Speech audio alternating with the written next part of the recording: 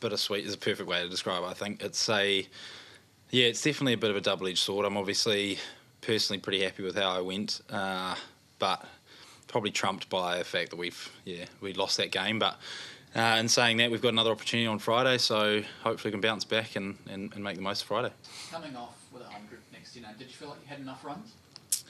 It's hard to say because we felt like it was doing quite a lot to start with, and we were put under some pressure, and with the early wickets we lost, it was really hard to figure out what was a pass score, I suppose, from there. So that's the old story with cricket. The deeper you can take it, the better your end score might be. So that was sort of our plan as we got over that little hiccup at the start. So yeah. Personally, that's a pretty big effort from you, considering the 24 hours we've just had with Rachin going down. Were you expecting to play tonight? No, I wasn't expecting to play. And firstly, I'm really disappointed, upset for Rachin. He's one of my close mates. And it's horrible to see him injure himself and miss out on playing for a team that he loves. And I love playing cricket with him. I'm gutted to have missed him. But in saying that, it's given me an opportunity. So that's, again, in itself a weird feeling because... I wouldn't be playing tonight if that didn't happen. So I'm grateful, always grateful for any opportunity I can to put on the black jersey. That's for sure. But really disappointed and gutted that my mate's gone home. So it's a little bit of a funny one. Given the context of cricket now and T20 in particular, innings like that could change your life pretty significantly. Is that almost at the back of your mind, or is it too soon to think about anything along those lines? No. I think that's always going to get you unravelled when you are thinking ahead and not thinking about trying to win a game and trying to put your team in the best position that you possibly can, and that's the brand of cricket we play here. And to me, it's the best brand, doing what you can for the team in that moment. And so, what comes of this. But I'm just pretty happy to try and perform for my team, albeit in a losing cause today. Tim, it was 6 for 3 before you barely faced a ball, and then I think there's a period after you got your 50 where I think you went 20 balls with one boundary. Just that start and then that mid-innings sort of period, how important was it, to be able to be patient and come through those periods and then obviously finish strong? Yeah, 100%. I think cricket ebbs and flows, and I know that's cliche, but you've sort of got to keep telling yourself that when you're out there, because some days you get an over that goes for 15 and you're flying, and then the next over goes for 3 or 4, and so it's just one of those things where you've got to keep telling yourself that it's going to be okay, it's all good.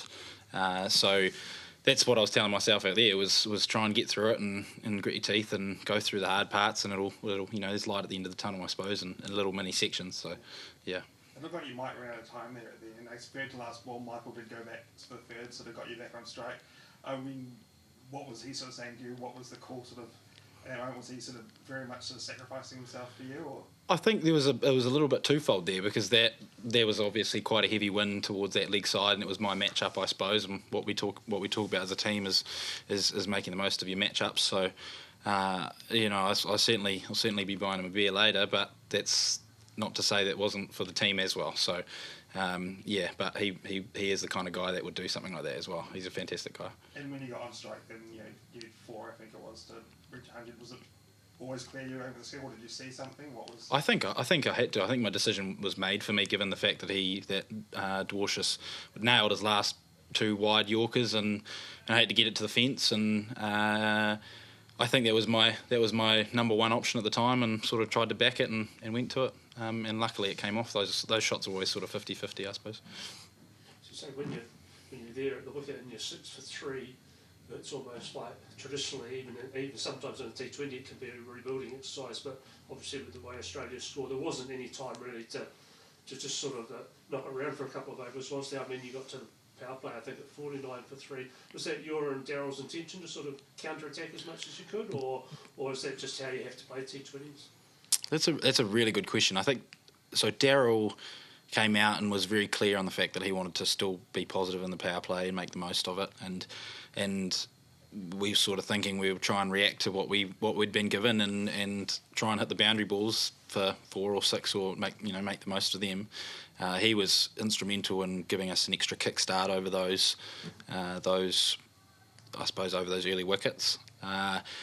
my philosophy on T20 cricket is taking the right risk at the right time, and so I thought the deeper that we could have taken it, the I suppose better chance we had of making a good decent score.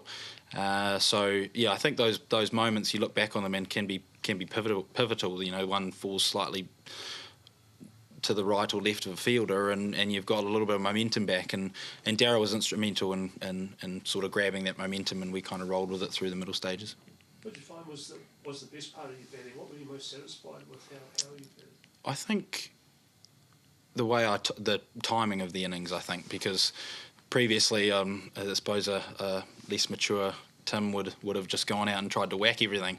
But I suppose I think there's still an element of trying to play the game situation in T20 cricket, and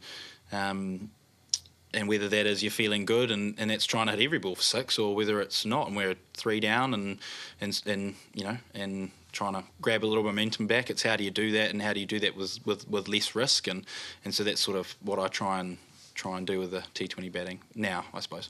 Were you a little disappointed to only get 2 bats in that tri-series in Zimbabwe? Obviously, after you sort of had a major hand in that win to start off the series, do you obviously like to bat more over there too? Definitely, I would always like to bat more. Always like to have opportunities in the black jersey, but the team we have at the moment, some of the batters and some of the talent there, it's a very, very difficult team to break into, and those guys are fantastic players, and they've done really, really well for New Zealand, and every time I put on the jersey, I'm trying to do the best part. You know, I'm trying to, I'm trying to make the most of every opportunity I can, and so that's sort of, every time I get a go, I want to make the most of it and grab it by the teeth. You know, so just pushing that along a little bit. How much? Obviously, there's a big sort of diet of white ball cricket over the next 3 months or so before this T20 squad goes away to a World Cup. How much do you feel that you're sort of in a trial window as such with so many other players pushing for a place now for that squad? Yeah, absolutely trial window, and that's why I want to make the most of everything that comes my way. I love it. Competition for spots is fantastic. It breeds hunger and it's sort of uplifting for everybody. Yeah, so I think it's fantastic that we've got such good competition for spots, and making Rob's job really hard, and sort of that's my goal is make him make hard decisions. We saw you and Bevan have a very good partnership in that tri-series opener, and you've done the same thing out here. Can you just talk about your relationship with him and the way you both seem to want to attack at the same time? Yeah, I think he's obviously a big, strong, powerful dude and can whack at a mile. So it's sort of trying to unleash that at the right time, whether that's early on or whether that's later down in the innings. So we're sort of just trying to feed off each other and making sure each other are taking the right options and still running hard in between those boundary balls. So, but he's a great guy to bat with, and he certainly makes you feel quite relaxed at the crease when there's a guy like that who can just clear the ropes with ease. Can you tell us you had family here today? Can you tell us who was here and how they would have enjoyed that? Yeah. My old boy had to. We were docking over the weekend, and he said, "If you're playing, then I'll drive up from the farm, which is about 5 hours from here." So I called him yesterday saying I'm in the team. So, and he jumped in the car this morning, and I think he shifted some sheep this morning, and then jumped in the car, and now I think he's driving back down as we speak. So.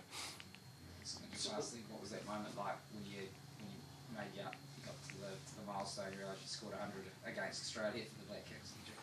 Yeah, it's pretty amazing. I'm not going to lie, it's a fantastic feeling. Obviously, you'd be a little bit weird if you didn't feel amazing after that. But again, I'm hungry for more. You know, I want to keep doing the jersey proud and keep doing the boys that I'm playing with proud, and my family, and just try and contribute to more wins for New Zealand, hopefully. So, did you like batting at 3, or would you prefer to be at the top? I like anywhere, to be honest, as long as I'm playing. I like playing. I think I'd love to be a versatile batter that can come in at 1 or 7 or whatever, and sometimes that's seen as an average, as not really the done thing. But I'm trying to be as versatile as possible. What's your dad's name, Tim, and where's the farm? His name's David Robinson, and he's down the Rangitikei region, which is central of the North Island. Yeah. Pretty busy time of the year for him. Yeah, always busy. Yeah, we were down, had all hands on deck last weekend for docking, and we smashed through them. So Yourself as well? yeah, absolutely. Yeah. So we got off the plane from England on Friday and straight into it on Saturday and Sunday. It was good. But I was on the horse, so I didn't even have to walk. I was happy. Good stuff. That's this weekend just gone, or the weekend? Yeah, the last weekend. So what are we now? We're Wednesday. 4 days ago. No, the weekend before that. Yeah. Cool.